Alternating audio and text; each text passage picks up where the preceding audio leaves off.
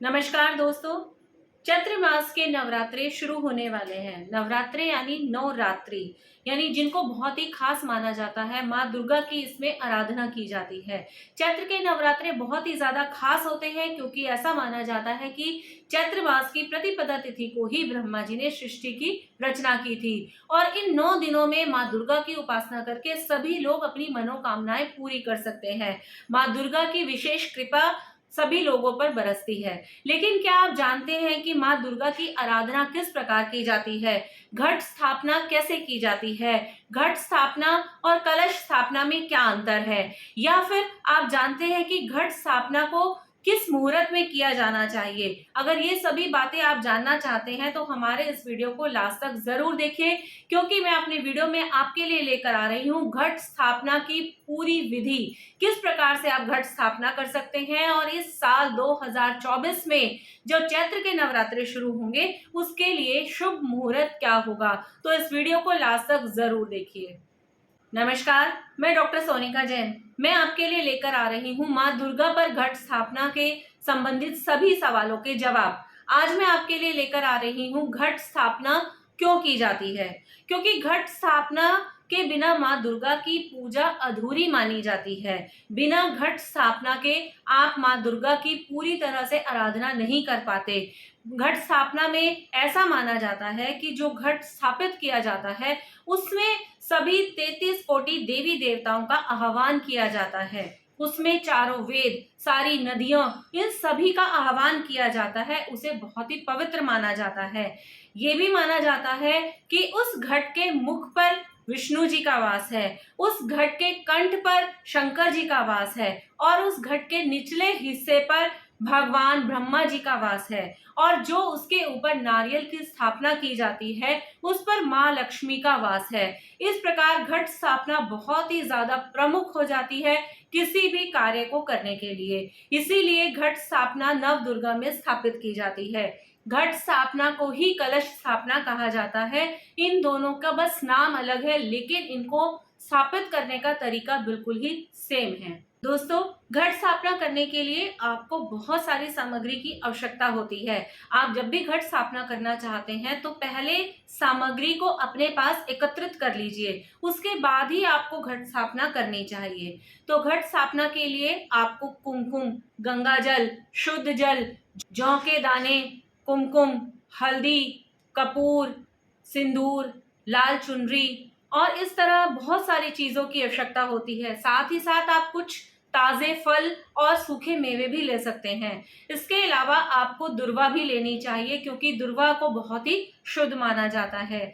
ये बहुत सारी सामग्री है जो मैं आपको डिस्क्रिप्शन बॉक्स में दूंगी और आप वहां से देख सकते हैं कि आपको किस किस सामग्री की घट स्थापना के समय आवश्यकता पड़ सकती है।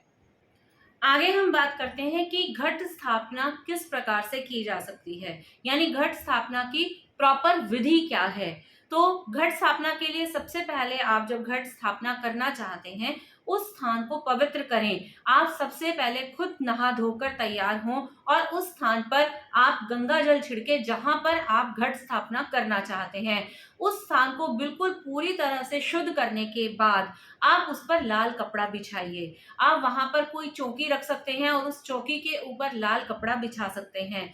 अब उस लाल कपड़े को बिछाने के बाद माँ दुर्गा की आराधना करें। माँ दुर्गा का कोई चित्र या कोई मूर्ति वहां पर स्थापित करें। आप माँ दुर्गा की मूर्ति को भी गंगा जल से पवित्र कर सकते हैं। उसके बाद माँ का श्रृंगार करें और माँ की मूर्ति को लाल कपड़े के ऊपर पूरे भाव के साथ अर्पित करें। माता की मूर्ति स्थापित करने के बाद आप उसकी बाईं तरफ एक कलश की स्थापना करें। उस कलश की स्थापना करने के लिए आप कलश में थोड़ा सा शुद्ध जल डालें। उसके अलावा आप उसमें हल्दी की गांठें, थोड़ी सी कुमकुम, थोड़ी सा शहद, पंचामृत या फिर आप उसमें थोड़े से बताशे भी डाल सकते हैं। पवित्र सामग्री डालने के बाद आप उस कलश पर मोली बांधें और उस पर स्वास्तिक का तिलक करें। अब आप उस कलश को माता की प्रतिमा के बाईं ओर स्थापित करें। जब आप उस कलश को स्थापित करें तो उसके ऊपर आम के पत्ते रखकर एक जटा वाला नारियल लें और उस नारियल को आप लाल चुनरी लपेटकर मोली से बांधकर वो नारियल उस कलश के ऊपर स्थापित करें। इस प्रकार आप घट स्थापना कर सकते हैं। उसके बाद आपको माता के सभी मंत्रों का मंत्रोच्चारण करना चाहिए। जितने भी आपको आराधना करनी है, माता की आराधना के लिए जो भी मंत्र जाप आप करना चाहते हैं, वो सारे मंत्रों का जाप आपको वहां बैठकर करना चाहिए। आप पूरे 9 दिन अगर बहुत ही भक्ति भाव के साथ मंत्र उच्चारण करते हैं और माता का व्रत करते हैं तो आपकी मनोकामना जरूर पूरी होती है। तो इस प्रकार आप घट स्थापना करके पूरे 9 के 9 दिन माता की आराधना करके अपने मन वांछित फलों की प्राप्ति कर सकते हैं। लेकिन किसी भी काम को करने के लिए मुहूर्त का बहुत ज्यादा महत्व होता है। अगर आप घट स्थापना सही दिशा में और सही मुहूर्त पर करेंगे तो आपको उससे रिजल्ट जरूर मिलेगा। तो चलिए आगे हम बात करेंगे कि घर के किस हिस्से में घट स्थापना की जा सकती है। अगर आप घट स्थापना घर के ईशान कोण यानी उत्तर पूर्व दिशा में करते हैं तो ये बहुत ही अच्छे रिजल्ट देता है। इसे बहुत शुभ माना जाता है। ईशान कोण में अगर आप घट स्थापना करते हैं और आपका मुख अगर पूर्व की ओर है यानी ईस्ट की तरफ है तो इससे आपको बहुत ही बेहतर रिजल्ट मिलते हैं। कभी भी घट स्थापना करते समय मुहूर्त को बहुत ज्यादा विशेष माना जाता है, क्योंकि सही समय पर सही दिशा में अगर कार्य किया जाता है तो उससे बहुत अच्छे रिजल्ट मिलते हैं। तो घट स्थापना करते समय वैसे तो अमृत योग सबसे अच्छा होता है। इसके अलावा अगर आप चाहें तो अभिजीत मुहूर्त में भी आप घट स्थापना कर सकते हैं। साल घट स्थापना करने के लिए आपके पास 9 अप्रैल को दिन मंगलवार को जो शुभ मुहूर्त है वो सुबह 6:02 से शुरू होकर 10:16 तक का है।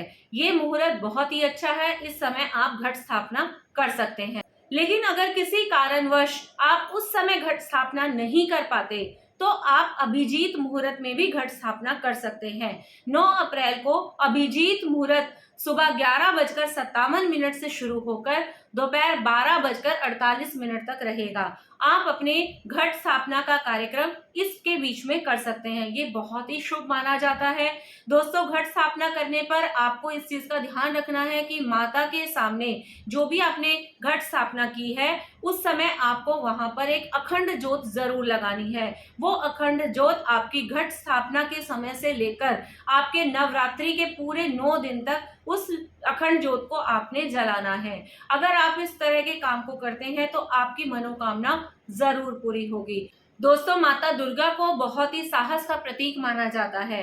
अगर आप माता की आराधना पूरे 9 दिन बहुत ही विश्वास और श्रद्धा के साथ करते हैं तो माँ आपके सारे विघ्न दूर कर देती है। जितने भी जीवन में आपकी समस्याएं हैं वो सारी समस्याएं आपकी दूर हो सकती हैं। मैं उम्मीद करूंगी कि आपको हमारा ये वीडियो पसंद आया होगा। और भी नव दुर्गा से रिलेटेड जो भी आपके सवाल हैं, जो भी आप घट स्थापना से संबंधित अगर कुछ जानकारी चाहते हैं तो वो आप हमें कमेंट बॉक्स में जरूर लिखें। और हमसे जुड़े रहने के लिए हमारे इस चैनल को लाइक और सब्सक्राइब जरूर करें। धन्यवाद।